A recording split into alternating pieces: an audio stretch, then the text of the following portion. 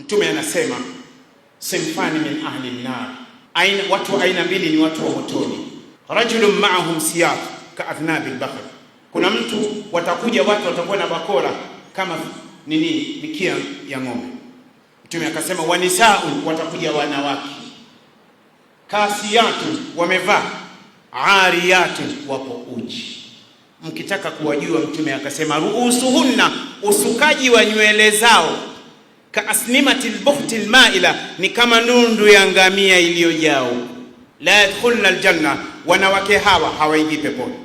Wala yajidna rihaha, wanawake hawa hawatopata hata harufu ya pepo.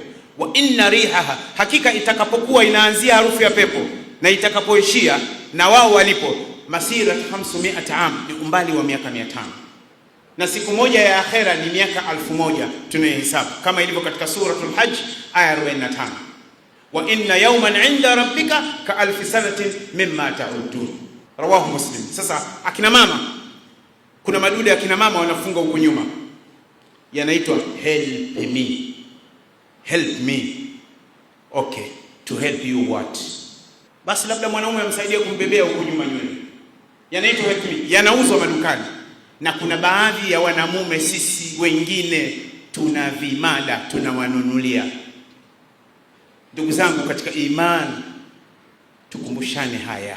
Mwishoni ni wakumbushe wanaume wenzangu mlioa, nikiwemo na mimi, na wanawake mlioolewa, tuache zinaa, tuache zinaa, tuache zinaa. Allah, naomba uwe shahidi, nimewakataza tuache zinaa. Yani zinaa imekuwa nyepesi mpaka bukujelo unachukua mzigo, bukujelo, kifurushi tu unachukua mzigo. Zinaa hakuna anayeogopa. Yani hivi sasa kuzini ugope wewe tu.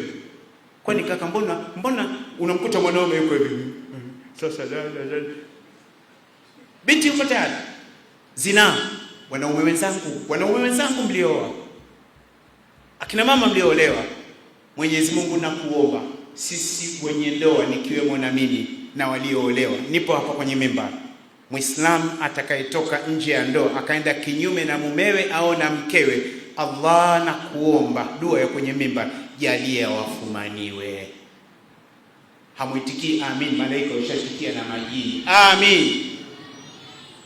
Mwenyezi Mungu ajalie watu wafumaniwe. Mmezidi tena, mgandane, mtembeze mpaka Mwananyamala Ujiji, mpaka Mwananyamala kwa Kopa, tena mpitisho hapa katika mtaa wa Tafasi. Rusaganya alisema imekwenda hiyo mwanangu.